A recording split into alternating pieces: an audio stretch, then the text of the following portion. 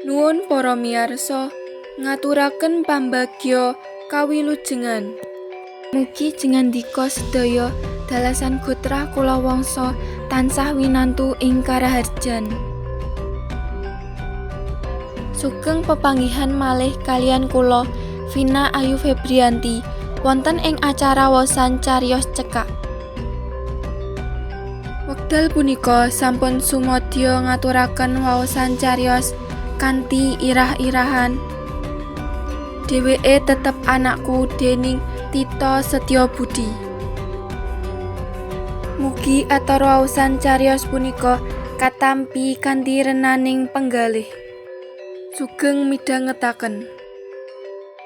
Atara tabuh setengah 4 sore, ana mobil Toyota Innova weton taun anyar mlebu pekarangan Panti Wreda Adi Yuswa sing mapan ing pojok kutha sisih kidul.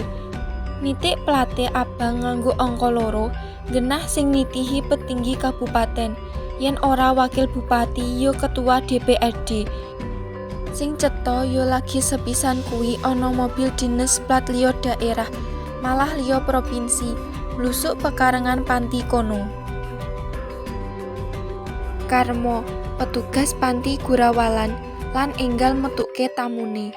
Priyayi Bregas isih muda menganggo klambi batik lan ditutke nom-noman sajake ajudane.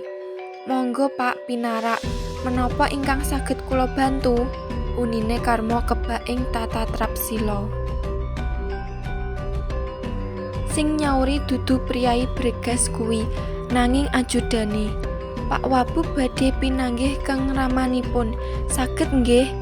Nyuwun sewu, asmanipun sinten? Pak Marjuki Suprawito. Oh inggih saged dipun tenggo rumiyin. Karmo langsung mlaku gegancangan memburi. Kebenaran Pak Marjuki sing digoleki lagi lungguhan ing teras kamare. Udut klepas-klepus. Wonten tamu agung ingkang madosi panjenengan, Pak. Tamu agung, sapa kuwi? Marjuki ketara mlenggong.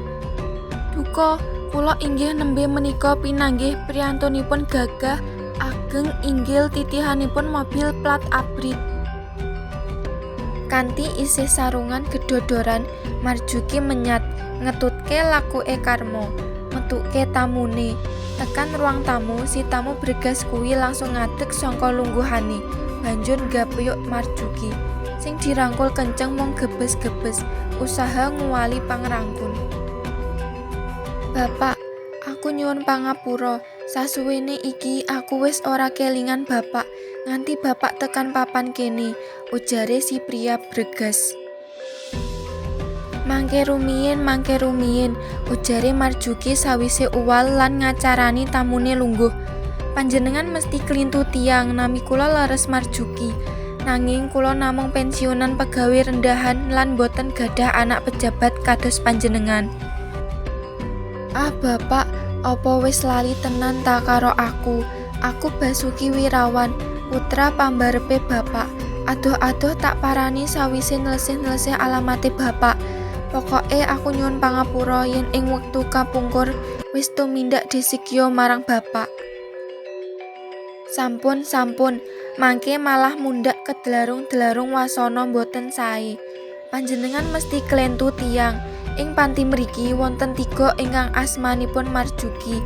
Rak yo ngono ta Pak Karmo? Ujare Marjuki karo nyawang Karmo, sing disawang katon bingung, ndomblang-ndomblong. Inggih, nanging ingkang dipun padosi Pak Wabub menika panjenengan, Pak Marjuki Suprawito. Wusana Karmo nyoba ngencengake rembug, banjur disaut cepet dening tamune. Ya wis to yen Bapak isih duka ora apa-apa. Aku tetep nganggep Bapak kuwi bapakku, sing ngular jiwa ragaku. Nanging wigatine sowanku iki aku nyuwun pangestu. 6 sasi maneh aku arep maju nyalon bupati. Malah dak suwun dina iki uga Bapak kersa dak boyong kondur ing Bangun Nasri. Ibu lan adik-adik ya wis sarujuk kabeh. Kabeh nyuwun pangapura marang Bapak. Marjuki genti nyawang tamune kanthi sorot mripat tajem. Nyuwun sewu Pak Wabub, Kula menika namung tiyang alit, boten gadah anak dados pejabat inggil kados panjenengan. Menapa malih ingkang badhe dados bupati?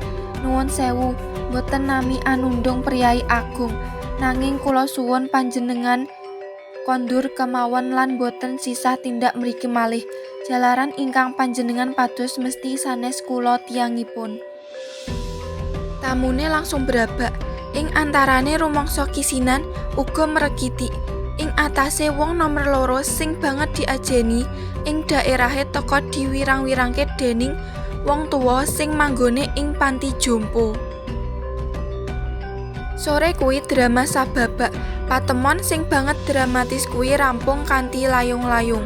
Tamune sing bregas kuwi kepeksa klunuh-klunuh metu saka ruang tamu panti ditutake ajudane. Sopire gurawalan bukake pintu mobil. Saungkure tamu, Karmo banjur nyawang kedap tes marang Marjuki. Nanging Marjuki ora ngrewes, malah nganggep kaya ora ana kedadian apa-apa. Bengine lagi sabejagongan, Karmo sing miwiti rembug. Pak Mar, menapa leres tamu agung kala wau klentu tiyang, saestunipun ingkang dipun padosi menapa mboten panjenengan? Marjuki mung mesem, terus nyecek tegesan ing asbak. Tamumu mau jan-jane ora kleru, pancen aku iki bapake. Loh, kok panjenengan mboten ngakeni? Yo ana panyebabe, sasuwene ana kene wis 4 taun iki aku pancen ora nate mbukak wewadiku. Aku mung kandha nyang petugas panti kene, kalebu awakmu. Yen aku iki pensiunan pegawai kecamatan sing urip ijin, ora duwe anak, ora duwe bojo. Mula aku pingin diopeni ing panti iki nganti samatiku. Lan yen aku mati ora perlu ngabari sapa-sapa, langsung dikuburke ngono wae. Dados Pak Wabub kala wau saestunipun leres putra panjenengan. Iya, senadyan tata lair aku mau ora ngakoni, tapi ing batin aku tetep ngakoni yen dheweke anakku. Aku mau jani yo gumun. Aku wis ndelik ing kutha iki, adoh saka papanku, wis liya provinsi. Kok yo isih bisa nemokke alamat iki? Karmo gedhek-gedhek, gumun setahun jembleng serendeng, kanthi kaya cerita dongeng wae.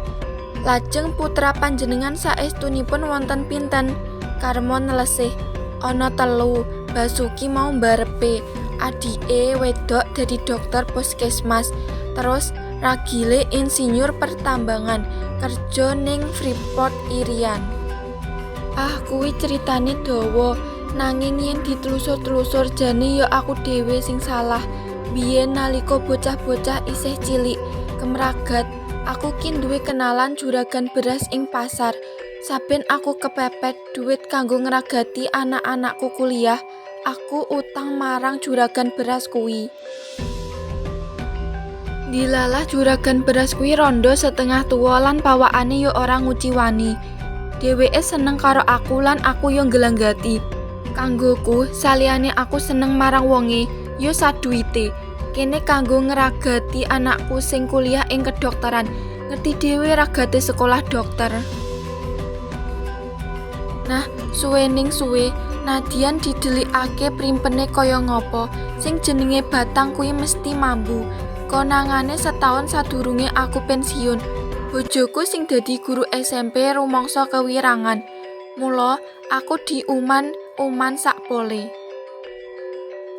Malah anakku sing barep wis kumawani, nundung aku saka ngomah lan wis ora nganggep bapak maneh marang aku. Yo wektu kuwi aku banjur ngejokake pensiun dini, terus ngelambrang golek panguripan ing kutha-kutha liya. Akhire sawise awak ringkih, aku banjur mrene iki. Karmo olehe ngrungokake dongengane Marjuki nganti kami tenggengen, nganti ngowoh. Pak Mar, menapa mboten mesakaken keng putra ingkang badhe macung bupati? Menapa mboten dipun pangestoni? Oh, tetep tak pangestoni. Nadyan olehe tekan kene kuwi jane rak jeneng kepeksa. Saumpama ora arep jago bupati, tangih lamun dheweke tekan kene, politis kuwi. Kok ngeten? Iya, aku ngerti dhewe. Dheweke wedi lan isin yen konangan wong-wong sing arep milih banjur mbatalake pamilihe. Gara-gara bapake wae diumbar ning panti jompo. Wah, ngoten nggih. Iya ngono. Wis kene ndang gawekno wedang kopi jahe. Ayo wedangan karo main catur maneh. Wingi aku kalah loro to. Saiki arep tak tebus.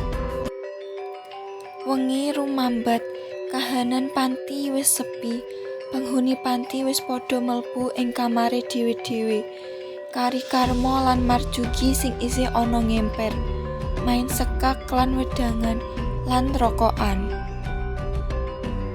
Makaten menggah pungkasaning cariyos kanthi irah-irahan. Dheweke tetep anakku dening Tito Setyabudi.